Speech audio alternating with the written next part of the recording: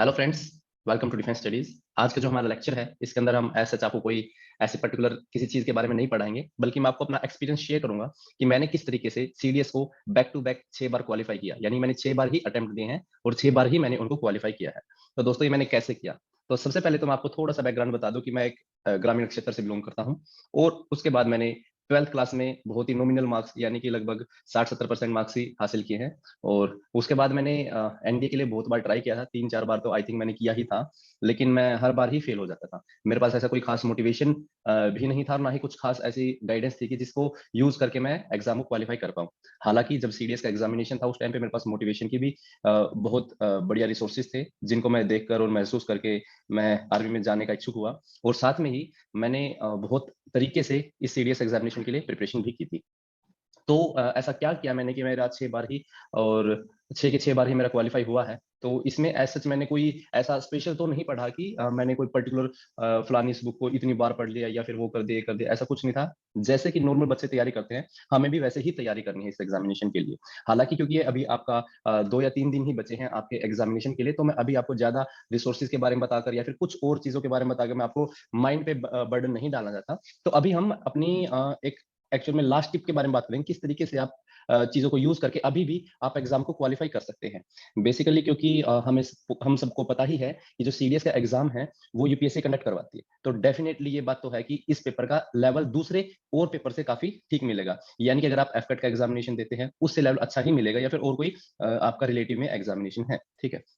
तो ये बात तो थी यूपीएससी की। तो एक बात और समझने की कोशिश करना दोस्तों कि जो यूपीएससी का एग्ज़ाम है ना, वो यूपीएससी इस तरीके से डिज़ाइन करती है कि आप चाहे किसी भी क्षेत्र में रहते हो, या तो आप हरियाणा में रहते हो, दिल्ली में रहते हो, या फिर आप जम्मू कश्मीर में रहते हो, पहाड़ियों के ऊपर, या फिर नागालैंड के अंदर रहते हो, या अंडमान निकोबार के अंदर जहाँ रिसोर्सेज़ भी नहीं है, लक्षद्वीप के अंदर जहाँ पे रिसोर्सेज़ भी नहीं, आप किसी भी कोने के अंदर रहते हो, ये एग्ज़ाम सभी के लिए फेयर एग्ज़ाम है। यानी कि इसमें कोई भी ऐसी पर्टिकुलर चीज़ नहीं दी जाएगी, जिससे कि आपकी प्रिपरेशन ना हो सके। यानी आप सभी को एक इतना स्कोप ज़रूर किया दिया जाएगा। अगर आपके पास कोई स्पेशल बुक नहीं है ना, आपके पास बिल्कुल स्टैंडर्ड बुक है जो कि आपके लोकल एरिया में पढ़ाई जाती है, और खास तौर पर जैसे सरकारी स्कूल तो ऑलमोस्ट सभी जगह पे ही है।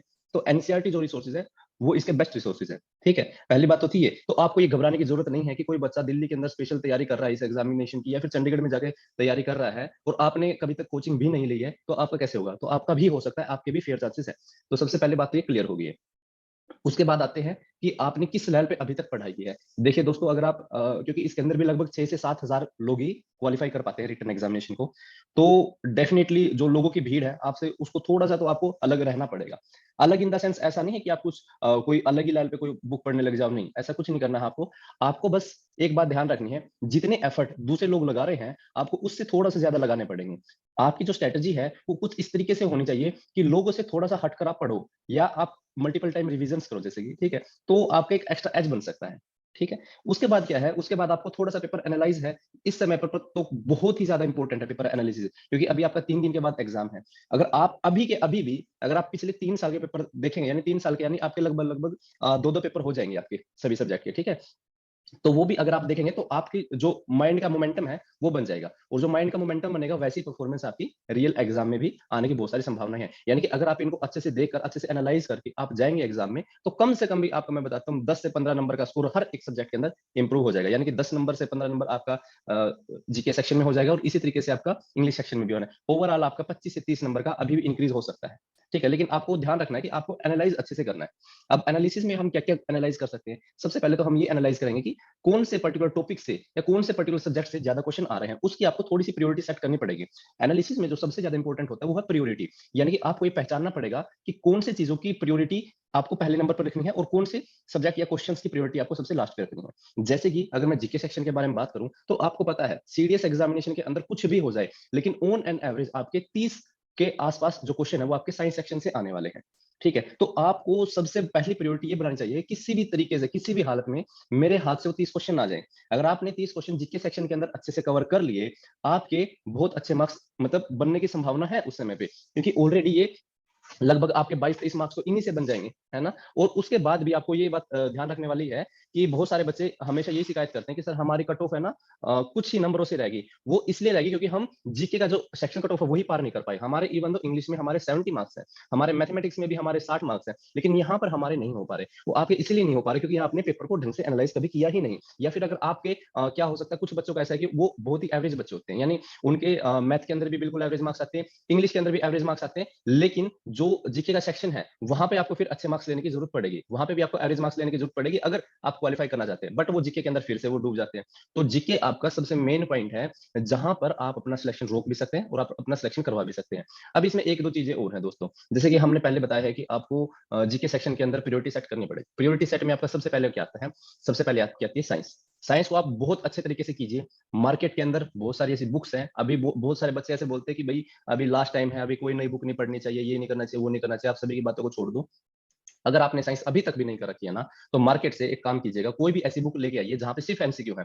आपको सिर्फ सेक्शन वाइज़ एमसीक्यू सोल्व करने हैं। पहले आप सबसे पहले करना बायोलॉजी के, क्योंकि बायोलॉजी के क्या है बहुत ही डायरेक्ट क्वेश्चन आते हैं, यहाँ पर आपको कोई भी इनडायरेक्ट क्वेश्चन दे ही नहीं सकते हो, ठीक है ना? फिजिक्स के अंदर और केमिस्ट्री के अंदर वो भर-भर दे सकते हैं, उनमें न्यूमेरिकल भी दे सकते हैं आपको, उनमें कोई ऐसा फॉर्मूला भी दे सकते हैं, लेकिन बायोलॉजी में कोई फॉर्मूला वगैरह चलता है नहीं, इसमें जो फैक्ट है वो फैक्ट है, ठीक है? तो आप बायोलॉजी के पोर्शन को सबसे पहले करने की कोशिश कीजिए। खास करके जो नॉन मेडिकल वाले स्टूडेंट्स हैं, वो इस बात को अवॉइड करते हैं, वो सोचते हैं कि बायो को वो हाथ ना लगाएँ और दूसरे सब्जेक्ट के बेसिस पे कट ऑफ भी क्वालीफाई कर ले और अच्छे मार्क्स भी स्कोर कर ले। दोस्तों ऐसा नहीं होता है, आपको बायो करनी ही चाहिए और जब तक आप बायो नहीं करेंगे, आपके अच्छा स्कोर नहीं बनेगा, ठीक है ना? तो आपको बायो सबसे पहले छेड़नी है, उसके बाद फिजिक्स, उसके बाद केमिस्ट्री। तो आपको बेसिकली क्या है, हर सब्जेक्ट के ऊपर लगभग-लगभग 300 के आस-पास क्वेश्चन सोल्व करने हैं। अभी भी समय है 2-3 दिन का, 3 दिन का तो आपके पास बहुत प्यार से समय है। तो 3 दिन के इस समय को बहुत अच्छे से यूटिलाइज़ करना है आपको। उसमें से साइंस तो आपको सबसे पहले करनी है।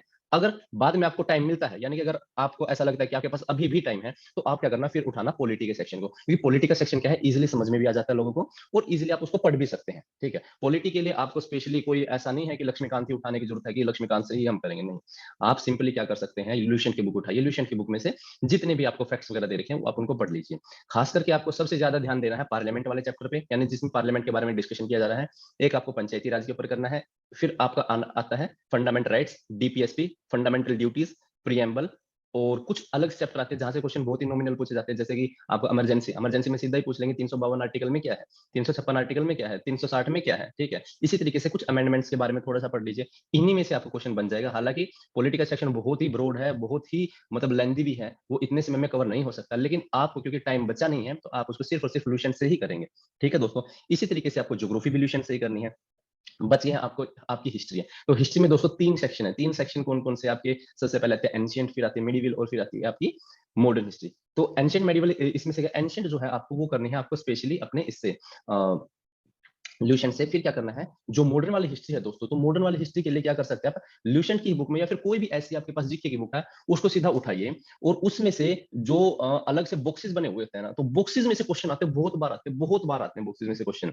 और उनमें से भी अगर आप ज्यादा ध्यान, मैं आपको बताता हूँ किन टॉपिक के ऊपर रखना है। सबसे पहले तो सोशल रिलीजियस मूवमेंट्स आती हैं कि राजा राममोहन रॉय की ये फलानी चीज है, सती प्रथा इन्होंने हटवा दी है, ठीक है? ऐसे ऐसे जो फैक्ट है ना, आप उनको रटने की कोशिश कीजिए, ठीक है? उसके बाद आपका जो गांधीयन पीरियड है वो पूरा पूरा ही इंपॉर्टेंट है। तो गांधी ने जो जो डेवलपमेंट्स की है वो अपने को सारी करनी है, ठीक है? तो ये 2 चीज़ तो आपको करनी ही करनी है। इसके अलावा अगर आप कोई पर्टिकुलर मूवमेंट है, जैसे कि साल्ट सत्याग्रह है या फिर आपके 1942 वाली क्विट इंडिया मूवमेंट है या फिर आपकी 1919 के अंदर जो खिलाफत आई थी, ठीक है? वो वाली है, एनसीएम है, सीडीएम है, ये सारी मूवमेंट आपको कवर करनी है। कोई भी इंपॉर्टेंट आपको टाइमलाइन के अंदर चीज़ें दी गई, वो करनी है। तो आप बेसिकली क्या करेंगे, मॉडर्न हिस्ट्री के लिए अपनी एक पर्टिकुलर टाइमलाइन बना लीजिए कि 1857 के बाद क्या-क्या इंपॉर्टेंट इवेंट्स अपने इंडिया के अंदर हुए हैं, जिसका अपने इंडियन फ्रीडम स्ट्रगल के ऊपर एक सिग्निफिकेंस है। अगर आपने सिर्फ टाइमलाइन को ही कर दिया ना, सिर्फ और सिर्फ टाइमलाइन को, उससे भी आपके 3 से 4 क्वेश्चन सोल्व हो जाएँगे, ठीक है ना? तो आप उनको कर लीजिएगा एक बार। तो उसके बाद आपके आते हैं साइंस आपकी होगी, पॉलिटी हो गई है, हिस्ट्री आपकी हो गई है, ज्योग्राफी आप वहाँ से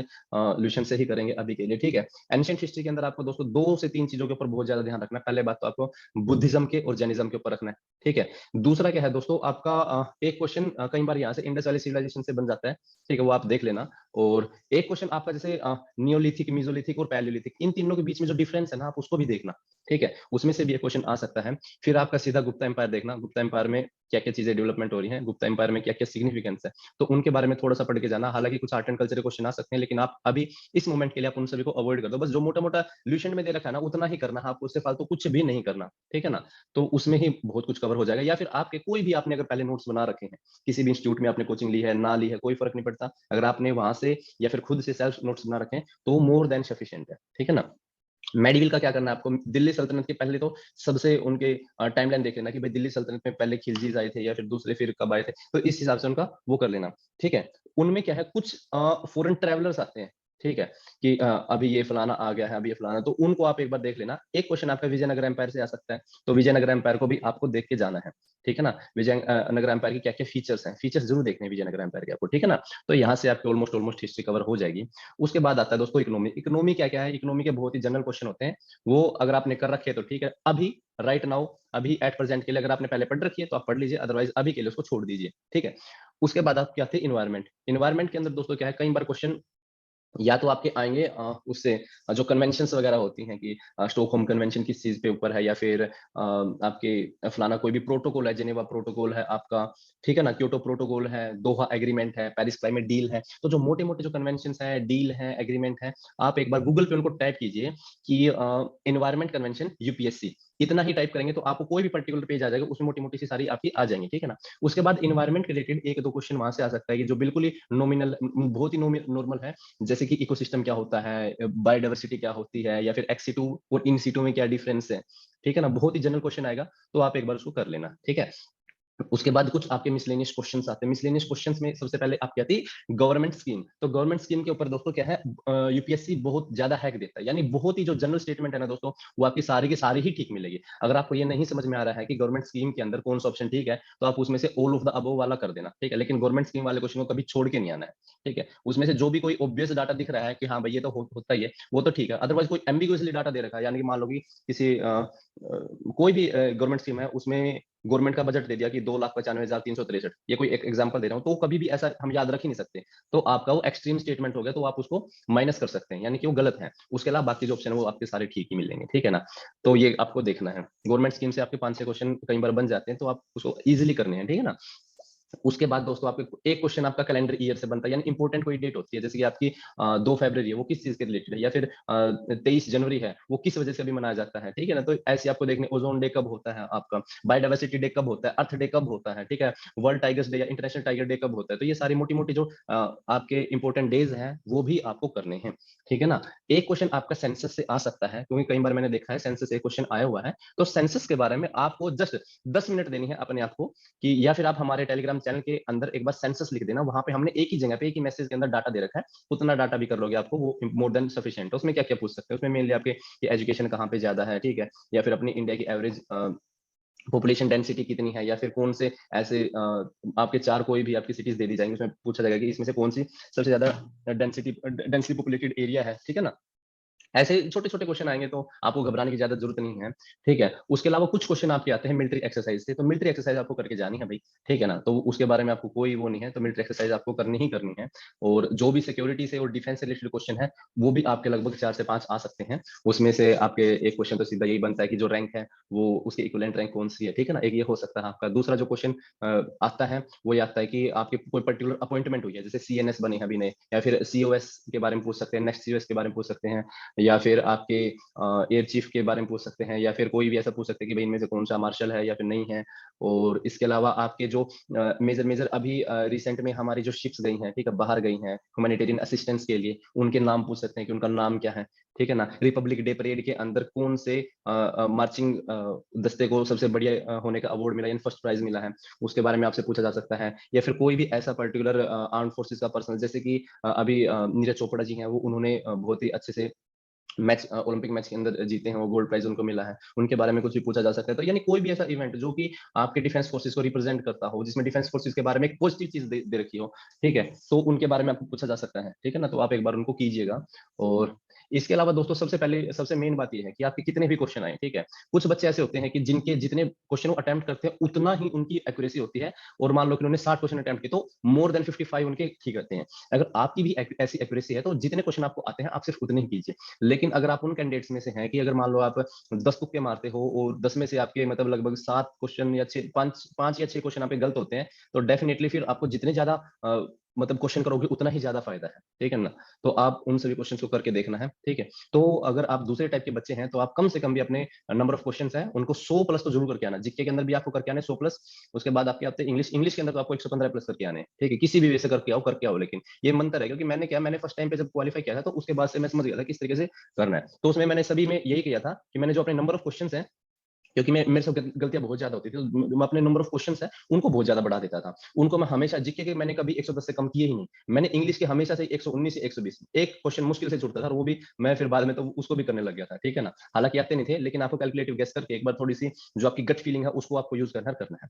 अब आती है बात करंट अफेयर्स के ऊपर। तो करंट अफेयर के आपको क्या करना है, अभी चला हुआ है अप्रैल, ठीक है? तो आपको फरवरी, जनवरी और दिसंबर, इन 3 महीने के करंट अफेयर तो बिल्कुल घोट के पी जाने हैं। 3 महीने के जरूर करके जाना, बाकी आप चाहे छोड़ दो, कुछ करो। अभी कम से कम आपका टारगेट ये होना चाहिए कि 3 महीने के आपको कम से कम भी 3 रिवीजन करने हैं आपको करंट अफेयर के, ठीक है ना? क्योंकि करंट अफेयर से क्वेश्चन काफी आते हैं और वो आपके उससे सोल्व हो जाएंगे। अच्छा, इसके लिए एक काम और कर सकते हैं आप कि जो कुछ एमसीक्यूज क्वेश्चन होते हैं, जैसे हमारे चैनल पे भी हमने शेयर किए हैं, तो टेलीग्राम चैनल के ऊपर आप जाएंगे तो वहाँ पे कुछ एमसीक्यू क्वेश्चन होंगे, तो आप उनको सोल्व करने की कोशिश कीजिए। उनसे भी आपके हमारा मानना है कुछ क्वेश्चन ऐसे सोल्व हो जाएंगे। या फिर यूट्यूब के ऊपर बहुत सारे ऐसे चैनल है जो क्वेश्चन फॉर्मेट में आपके करंट अफेयर्स प्रोवाइड करवाते हैं, तो आप क्या कर सकते हैं, उनको देख सकते हैं, ठीक है ना? वो जो भी बताते हैं आपको कि हाँ भाई दिसंबर मंथ के करंट अफेयर में हमने 100 मोस्ट प्रोबेबल क्वेश्चन तैयार किए हैं, तो आप 100 उसके, 100 जनवरी के, 100 फरवरी के, 300 क्वेश्चन होंगे, 300 क्वेश्चन को आपको देखना है, ठीक है ना? तो आप ये भी कर सकते हैं काम, ठीक? कोई भी चैनल आपके जो पसंद का हो, कोई भी, ठीक है ना? तो आप देख लीजिए। तो आज का जो लेक्चर है इसके अंदर तो मोटी मोटी तो बात है ही। तो आपको सबसे अगर मैं पूरी समरी बताऊं तो सबसे पहले तो क्या है, आपको अपना धैर्य नहीं खोना। अभी भी आपके पास टाइम है, 3 दिन का है, बहुत है, सफिशियंट अभी भी क्रैक करने के लिए, कोई ज्यादा वो नहीं। देखो, अगर जिस बच्चे ने बिल्कुल ही मेहनत नहीं की वो तो देखो फेल होना ही है, ठीक है? हालांकि जिस बच्चे ने थोड़े सा भी मेहनत कर रखी है, पहले थोड़ा सा भी अपना एफर्ट पुट किया है, उसके पास अभी भी चांस है क्रैक करने का। दूसरी बात क्या है? दूसरी बात ये है कि हमें ये सोचना होगा कि किस तरीके से प्रायोरिटी सेट की जाए हर चीज के लिए। अगर आप अपनी चीजों को भी प्रायोरिटी सेट कर देंगे ना, तो आपका काम बन जाएगा। आपको ये भी समझना होगा, जब किसी चीज की प्रायोरिटी सेट करते हैं तो उस चीज में कुछ ना कुछ कोलैटरल डैमेज जरूर होगा। यानी कि अगर आप ऐसे करते हैं कि आपको 10 सब्जेक्ट पढ़ने हैं, लेकिन आपके पास टाइम कम है, तो उसमें प्रायोरिटी सेट करके आप 6 सब्जेक्ट को पढ़ सकते हैं, 4 सब्जेक्ट आप तब भी नहीं करेंगे, कोलैटरल डैमेज तो है, लेकिन वो 6 सब्जेक्ट में आप इतना कर लेंगे जितने में आपका पास होने का जुगाड़ हो जाए, ठीक है ना? तो दूसरी बात मैंने ये बोली थी। और तीसरी बात मैंने आपको बताया था कौन कौन सब्जेक्ट में क्या क्या आ सकता है, जो मोटी मोटी चीजें हैं वो हैं। अब आते हैं आपके लास्ट फेज पे इस वीडियो के। मैं आपको ये बताना चाहता हूँ कि भाई आप सबसे इंपॉर्टेंट, आपको धैर्य नहीं खोना अपने एग्जाम के अंदर। आप जितना एग्जाम के अंदर अपना पेशेंस बना के रखेंगे, जितना ही आप एग्जाम के अंदर अपना पॉजिटिव माइंडसेट लेके रखेंगे, उतना बढ़िया है, ठीक है? बर्डन बिल्कुल भी नहीं लेना है आपको, चाहे एक भी क्वेश्चन आता हो, क्योंकि कई बार यूपीएससी ऐसे क्वेश्चन दे देती है कि जो बहुत ही मुश्किल होते हैं। जो जितने ज्यादा मुश्किल दिखते हैं ना, उसमें तुक्का उतना ही अच्छा लगता है, ठीक है ना? अगर मान लो किसी स्टेटमेंट के कोई 4 स्टेटमेंट दे रखी है, बहुत बड़ी बड़ी स्टेटमेंट दे रखी है, उनमें अगर ऑप्शन ये दिया हो ना 1 2 ओनली, 1 3 ओनली, 1 2 एंड 3, या फिर ऑल ऑफ द अबव, तो उसमें देखने की कोशिश करना कि भाई इसमें से सबसे मोस्ट प्रोबेबल कौन सी गलत हो सकती है। अगर कोई गलत दिख रही है ना, तो उसको गलत कर दो, otherwise most of the cases में आप ऑल ऑफ द अबव भी करेंगे, सीडीएस के एग्जामिनेशन में तो खासकर आपका ठीक हो जाएगा। हालांकि यूपीएससी में नहीं चलता, यूपीएससी में ऑल ऑफ द अबव बहुत बार रॉन्ग भी मिलते हैं, लेकिन यहाँ पे सीडीएस में ऑल ऑफ द अबव चलते हैं, ठीक है ना? तो आप ये कर सकते हैं। इसके अलावा आप अपना एडमिट कार्ड है वो टाइमली निकलवा लीजिए, आप अपने सेंटर पे टाइमली पहुंच जाना है, ठीक है ना? जो भी आपके बेसिक डॉक्यूमेंट्स हैं, जैसे कि आपके आधार कार्ड वगैरह हो गए, तो ये आप लेके जाने हैं। अपना खुद खाने का मटेरियल लेके रखना है, और मतलब एंथुसियास्ट नहीं होना कि भाई मेरा एग्जाम है, पहली बार एग्जाम देने जा रहा हूँ, ये कर दूंगा वो कर दूंगा, नहीं। बहुत ही आराम से, एक नॉर्मल एग्जाम है, नॉर्मल एग्जाम की तरह इसको ट्रीट करना, और ये आपको क्वालिफाई भी हो जाएगा, ठीक है ना? अभी 2 या 3 दिन बचे हैं, कोशिश करना ज्यादा से ज्यादा आप रिवाइज करें अपनी चीजों को, प्रीवियस ईयर क्वेश्चन को सोल्व करने की कोशिश करना। सबसे बड़ी बात एक और है, आप कोशिश करना अगर आपके पास समय है तो पिछला 2 एनडीए और पिछले 2 सीएपीएफ के जो जीके के जो क्वेश्चन आए हुए हैं ना, उनको जरूर देख के जाना, क्योंकि उसमें से कम आपके 5 से 7 क्वेश्चन आ ही जाएंगे, ठीक है ना? तो आपको ये काम और करना है। तो इसके साथ ही मैं इस वीडियो को एंड करता हूँ। आपको बहुत बहुत धन्यवाद इस वीडियो को देखने के लिए। जय हिंद, जय भारत।